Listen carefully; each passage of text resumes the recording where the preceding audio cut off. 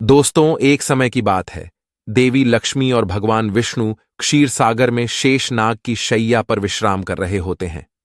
तभी देवी लक्ष्मी भगवान विष्णु से पूछने लगती है। हे प्रभु, स्त्री के शरीर का वह ऐसा कौन सा अंग है जिससे उसका सौभाग्य जुड़ा हुआ होता है? कृपया आप मुझे स्त्रियों के शरीर के अंगों के शुभ लक्षणों के विषय में विस्तार से बताइए। भगवान श्री हरि विष्णु मुस्कुराते हुए कहते हैं, हे देवी, आज तुमने बहुत ही महत्वपूर्ण प्रश्न किया है। इस संसार में एक स्त्री का महत्व सबसे बढ़कर होता है। अलग अलग अवस्थाओं में स्त्री अपना कर्तव्य निभाती है। कन्या के रूप में वह पिता के घर में सौभाग्य लेकर आती है, एक पत्नी के रूप में अपने ससुराल में सौभाग्य लेकर जाती है, और एक माता के रूप में अपनी संतान को सौभाग्य प्रदान करती है। किंतु वह पत्नी के रूप में ही अपना सर्वश्रेष्ठ कर्तव्य निभाती है। एक स्त्री के शरीर के अंगों से ही उसके आचरण और सौभाग्य का पता चलता है। ऐसे शुभ अंगों वाली स्त्री अपने पिता, पति तथा पुत्र के लिए बहुत ही भाग्यशाली होती है। हे देवी, आज तुमने जो प्रश्न किए हैं, उन सभी प्रश्नों का उत्तर देने से पूर्व मैं तुम्हें एक महान सती का इतिहास सुनाता हूं। वह सती है दामोदर की पत्नी, जिन्होंने अपने महान त्याग से मुझे प्रसन्न किया था। हे देवी, जो भी मनुष्य इस महान कथा का श्रवण करता है, उसके समस्त पापों का और उसकी दरिद्रता का नाश होता है। इसीलिए आप इस कथा को ध्यान से पूरा जरूर सुनना। देवी लक्ष्मी कहती है, हे प्रभु, आप मुझे उस महान सती की कथा अवश्य सुनाइए। मैं इस कथा को ध्यानपूर्वक सुनूंगी। भगवान विष्णु कहते हैं, हे देवी, पूर्व काल की बात है। कांची नगर में भक्त दामोदर दास और उनकी पत्नी निवास करते थे। उनके घर में उन दोनों के अलावा अन्य कोई नहीं था। दोनों ही परम दयालु और श्रद्धालु थे। उन दोनों की प्रकृति अत्यंत उदार थी। दोनों ही परम संतोषी और भगवत भक्त थे। दामोदर प्रतिदिन गांव से भिक्षा मांगकर लाते और उनकी पत्नी भोजन बनाया करती थी। यदि उनके द्वार पर कोई अतिथि आता तो वे उसकी सेवा करते, उसे भोजन कराने के बाद ही भोजन किया करते थे। यदि कोई अतिथि नहीं आता तो वे पशु पक्षियों को उनका भाग देकर, भगवान का नाम लेकर बड़े ही प्रेम से भोजन का आनंद लेते थे। उनके मन में किसी भी प्रकार का द्वेष और अहंकार नहीं था। उन्हें भिक्षा में जो कुछ भी मिल जाता, उसी से वे दोनों संतुष्ट रहा करते थे। अधिक की कामना भी नहीं करते थे। यदि उन्हें भिक्षा भी नहीं मिलती तो भी वे ईश्वर का धन्यवाद करते हुए शांति से जल पीकर सो जाया करते थे। उनके पास असंतोष और अशांति भटक भी नहीं पाती थे। उनके अंदर भगवान के प्रति दृढ़ विश्वास और श्रद्धा थी। इसीलिए उन्होंने कभी अपनी गरीब परिस्थिति के लिए भगवान को नहीं कोसा। फिर एक दिन दामोदर दास भिक्षा मांगने के लिए घर से निकलते हैं। द्वार द्वार भटकने पर भी उन्हें किसी ने भिक्षा नहीं दी। उस दिन उन्हें अन्न का एक दाना भी नहीं मिला, जिससे निराश होकर दामोदर दास अपने घर पर आ गए और अपनी पत्नी से कहने लगे, हे प्रिय, आज तो भिक्षा में अन्न का एक दाना भी नहीं मिला है। लगता है आज के दिन भूखा ही सोना पड़ेगा। शायद प्रभु की भी यही इच्छा है। फिर उतने में ही उनके द्वार पर एक अतिथि आ जाता है और द्वार पर खड़ा होकर कहने लगता है, घर में कौन है भैया? मैं अतिथि हूं और अत्यंत भूखा हूं। मुझे खाने के लिए कुछ दो। मैं तुम्हारे द्वार पर बड़ी आशा लेकर आया हूं। दामोदर ने देखा कि द्वार पर एक अत्यंत वृद्ध बूढ़ा व्यक्ति खड़ा है, जो बहुत ही कमजोर और भूखा दिखाई पड़ रहा था। उसे देखकर दामोदर दास ने उन्हें प्रणाम किया और इस प्रकार से कहने लगे, हे स्वामी, पधारिए, इस गरीब के घर पर आपका स्वागत है। इस दास के लिए क्या आज्ञा है? फिर उस बूढ़े साधु ने कहा, हे विप्रवर, मैंने सुना है कि तुम अतिथि का बड़े आदर के साथ स्वागत करते हो तथा उन्हें भोजन प्रदान करते हो। तुम्हारे द्वार से कोई भी प्राणी लौट कर नहीं जाता, इसीलिए मैं तुम्हारे द्वार पर आया हूं। तुम भगवान विष्णु के बड़े भक्त हो, इसीलिए मुझे विश्वास है कि तुम मुझे खाने के लिए कुछ न कुछ अवश्य दोगे। इसीलिए मैं मुट्ठी भर अन्न पाने के लिए तुम्हारे द्वार पर आया हूं। कृपा करके मेरी भूख मिटाओ। मैं भूख से अत्यंत व्याकुल हो रहा हूं। कई दिनों से मैंने भोजन नहीं किया है। मेरे अंदर अब चलने फिरने की भी शक्ति नहीं है। यदि मुझे अन्न नहीं मिला तो मैं तुम्हारे द्वार पर ही प्राण त्याग दूंगा। उस बूढ़े साधु के ऐसे वचन सुनकर दामोदर दास को बहुत दुख हुआ। फिर दामोदर दास ने उस बूढ़े साधु को सहारा देते हुए घर के अंदर बुलाया।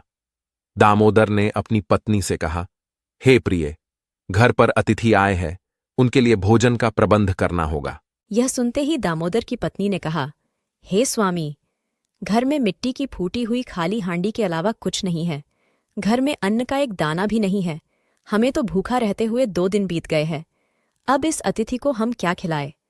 आज भी आप भिक्षा में कुछ भी नहीं लाए हैं। दामोदर कहने लगे, हे प्रिय, यह बूढ़े साधु अत्यंत भूखे हैं, चलने में असमर्थ है। ये बड़े सौभाग्य से हमारे घर पर पधारे हैं। यदि हम अपने घर पर आए अतिथि की सेवा नहीं करेंगे तो हमें महापाप लगेगा। अतिथि को हम घर से भूखा नहीं भेज सकते। दामोदर की पत्नी मन ही मन भगवान से प्रार्थना करते हुए कहने लगी, हे गोविंद, इतनी कठोर परीक्षा क्यों ले रहे हैं? फिर अगले ही क्षण उस सती के मन में एक योजना आई और वह बड़ी प्रसन्न हुई। उसने अपने पति से कहा, हे नाथ, आप चिंता न कीजिए, आज अतिथि की सेवा बड़े प्रेम से होगी। आप पड़ोस से कैंची लेकर आइए। ये बात सुनकर दामोदर को आश्चर्य हुआ और वे तुरंत ही दौड़कर गए और पड़ोस से एक कैंची लेकर आ गए और कहने लगे, हे प्रिय, ये लो कैंची, अब बताओ इससे अतिथि की सेवा कैसे होगी? दामोदर की पत्नी ने कहा, हे स्वामी, आप इस कैंची से मेरे केश काट लीजिए। यह बात सुनते ही दामोदर अचानक से चौंक गए और कहने लगे, हे देवी, स्त्री के केश ही उसके सबसे बड़े आभूषण होते हैं।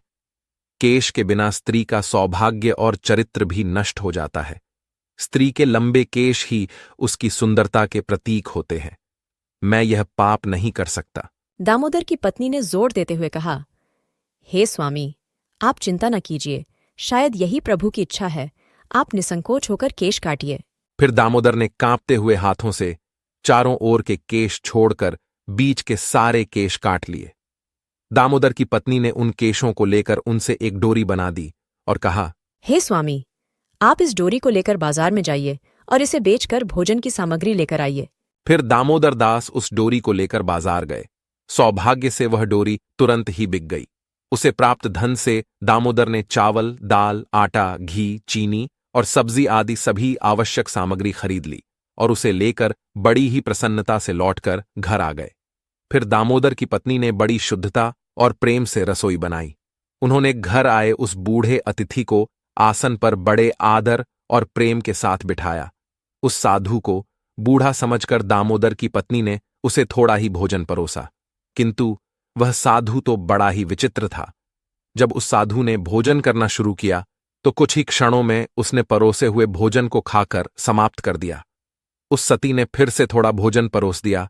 थोड़ा थोड़ा करते हुए उस साधु ने दामोदर की पत्नी ने बनाई हुई सारी रसोई खा ली और फिर अपने पेट पर हाथ रखते हुए कहने लगा, तुम दोनों की सेवा से मैं बहुत प्रसन्न हुआ। आज अनेक दिनों बाद मुझे इतना भोजन प्राप्त हुआ है। तुम्हारे बारे में जो कुछ भी सुना था वह सत्य ही था। आज मेरी तृप्ति हुई है, किंतु मेरा शरीर बहुत बूढ़ा हो गया है। आज मेरे लिए चलना संभव नहीं है, इसीलिए मैं आज के दिन आपके घर पर ही विश्राम करता हूं। शाम को केवल 1 हांडी चावल से काम चल जाएगा। उस साधु के द्वारा इतना कहते ही दामोदर ने कहा, जो आज्ञा महाराज, आप विश्राम कीजिए, मैं शाम के भोजन का प्रबंध किए देता हूं। इतना कहकर दामोदर अपनी पत्नी के पास गए और उससे कहने लगे, हे प्रिय, हमारे अतिथि में चलने की शक्ति नहीं है, इसीलिए वे आज हमारे घर पर ही विश्राम करेंगे। किंतु अब संध्या के भोजन का क्या होगा? संध्या को भोजन हम कहां से बनाएंगे? यह सुनते ही दामोदर की पत्नी ने कहा, हे स्वामी, चिंता की क्या बात है? मेरे केश अभी भी बाकी है। आप फिर से मेरे केश बेचकर बाजार से सामग्री लेकर आइए। अब फिर से कैंची चली। सती के केश टूटे और उससे रस्सी बनी। दामोदर फिर से उस रस्सी को लेकर बाजार में गया। सौभाग्य से वह भी बिक गई और उसने उस धन से भोजन की सामग्री खरीद ली और लेकर घर लौटकर आ गया। दामोदर की पत्नी ने शाम का भोजन बनाया और उन्होंने अतिथि को आदर से आसन पर बिठाया और भोजन परोसा। अतिथि ने थोड़ा थोड़ा करते करते 1-1 चावल छट कर लिया और देखते ही देखते सारा भोजन खा लिया। फिर वह बूढ़ा अतिथि कहने लगा, अरे भाई, आज बहुत थक गया हूं, रात के लिए यहीं पर सो जाता हूं, सुबह उठकर चला जाऊंगा। यह सुनकर दामोदर ने कहा, ठीक है महाराज, आपकी जैसी इच्छा, आप आज हमारे घर पर ही विश्राम कीजिए। वह बूढ़ा अतिथि दामोदर के घर पर ही विश्राम करने लगा। दामोदर और उसकी पत्नी दोनों ही उस बूढ़े अतिथि की सेवा करने लगे, उनके चरण दबाने लगे। चरण दबाते दबाते रात बीतने लगी। वह अतिथि भी सो गए। वे बड़े ही विलक्षण साधु थे। असलियत में तो वे तीनों लोकों के स्वामी थे, किंतु उन्हें उस दामोदर के घर पर पत्तों के बिस्तर पर सोकर अपार शांति और सुख की अनुभूति हो रही थी। साक्षात भगवान विष्णु ही वृद्ध का वेश धारण करके दामोदर के घर पर विश्राम कर रहे थे। उन साधु महात्मा को सोता हुआ देखकर दामोदर धीमी आवाज में अपनी पत्नी से कहने लगे, हे प्रिय, बाबा बहुत बूढ़े हैं, इनका शरीर बहुत ही कमजोर है, शायद कल सवेरे भी इनसे चला नहीं जाएगा। कल मैं सुबह जल्दी उठकर भिक्षा मांगने के लिए चला जाता हूं और हम साधु बाबा को भोजन खिलाकर उनकी सेवा करेंगे। आंख बंद किए हुए उन साधु बाबा ने दामोदर की यह बात सुन ली। उन दोनों पति पत्नी का त्याग और उनका अतिथि प्रेम देखकर संपूर्ण विश्व का पालन करने वाले भगवान विष्णु की आंखें भर आई। श्रीहरि तो भक्त वत्सल है, वे जो भी लीला रचते हैं उसमें उनके भक्तों का ही कल्याण होता है। पैर दबाते दबाते वे दोनों ही पति पत्नी साधु बाबा के चरणों के पास ही सो गए। फिर साधु बाबा ने उस दामोदर की पत्नी के सिर पर हाथ फेर दिया। हाथ फेरते ही उस सती के सिर पर काले घने और लंबे बाल उग आए। फिर उन्होंने दामोदर के शरीर पर हाथ फेर दिया, जिससे दामोदर स्वस्थ तथा अत्यंत पवित्र हो गए। भगवान ने दामोदर की झोपड़ी में दृष्टि घुमाई तो वह उसी क्षण में एक विशालकाय महल में बदल गई। उस महल में अनंत रत्न सुवर्ण माणिक मोती एकत्रित हो गए और फिर भगवान बोले, हे सती, तुम्हारी भक्ति और समर्पण से मैं अत्यंत प्रसन्न हूं। आजीवन तुम दोनों अपनी साधना पूरी करके वैकुंठ लोक जाओगे। मैं छाया की तरह सदैव तुम दोनों के साथ रहूंगा। इतना कहकर भगवान विष्णु उस स्थान से अंतर्ध्यान हो गए। कुछ देर बाद जब दामोदर की पत्नी की नींद खुली तो वहां का नजारा देखकर वह आश्चर्यचकित हो गई। कल की सारी घटना उसको याद थी। अचानक से केस कैसे उगाए, ये दुर्लभ वस्त्र, आभूषण, अनमोल रत्न, यह महल अचानक कहां से आ गया। उसने तुरंत ही अपने पति को जगाया। जब दामोदर ने यह सब चमत्कार देखा तो उसे भी अपनी आंखों पर विश्वास नहीं हुआ। वे दोनों ही एक दूसरे की ओर देखकर सोच में पड़ गए। फिर दामोदर ने अपनी पत्नी से कहा, हे प्रिय, कल हमारे घर पर आए हुए वह बूढ़े साधु कहां पर गए। दोनों ने उन साधु महात्मा को चारों ओर देखा, लेकिन वे उन्हें कहीं पर भी दिखाई नहीं पड़े। दामोदर ने हर्ष से प्रफुल्लित होकर अपनी पत्नी से कहा, हे प्रिय, वे कोई सामान्य अतिथि नहीं थे, वे साक्षात करुण सिंधु भगवान विष्णु ही थे। यह सारी विभूति सुदामा की तरह ही उन्होंने हमें भी प्रदान की है। हम दोनों ही उन्हें समझ नहीं पाए। भगवान विष्णु कहने लगे, हे देवी, इस प्रकार से दामोदर की पत्नी ने एक स्त्री के सबसे महत्वपूर्ण आभूषण का त्याग करके अपनी भक्ति की परीक्षा दी। एक स्त्री के लिए उसके केश सबसे महत्वपूर्ण आभूषण है। केश गंगा के समान पवित्र है। स्त्री के बाल लंबे होने से उसे सौभाग्य की प्राप्ति होती है। जिस स्त्री की हाथ की उंगलियां गोल, लंबी, पतली व मिलाने पर छेद रहित, कोमल तथा लाल रंग की हो, वह सुख व भोग पाने वाली होती है। जिसके नाखून लाल, कोमल, ऊंचे और चिकने हो, वह ऐश्वर्य प्राप्त करती है। जिस स्त्री के गर्दन में 4 अंगुल नाप की साफ 3 रेखाएं हो, तो वह गहनों से सजी रहती है। जिस स्त्री की भौहें ऊंची, कोमल, सूक्ष्म, आपस में मिली हुई व धनुष के समान है, वह भी सुख व सौभाग्य देने वाली होती है। भगवान विष्णु के अनुसार यदि किसी महिला का चेहरा गोल होता है और उसकी नाभि दाईं ओर झुकी हुई है, वो आगे जाकर भाग्यशाली होती है और प्रसिद्धि प्राप्त करती है। तो दोस्तों, इस प्रकार से भगवान विष्णु ने देवी लक्ष्मी को स्त्री के लंबे बालों का महत्व बताया है। उम्मीद है आपको यह जानकारी अच्छी लगी होगी। वीडियो को लाइक जरूर करें। कमेंट में जय श्री हरि विष्णु, जय मां लक्ष्मी जरूर लिखें। साथ ही चैनल को सब्सक्राइब करें।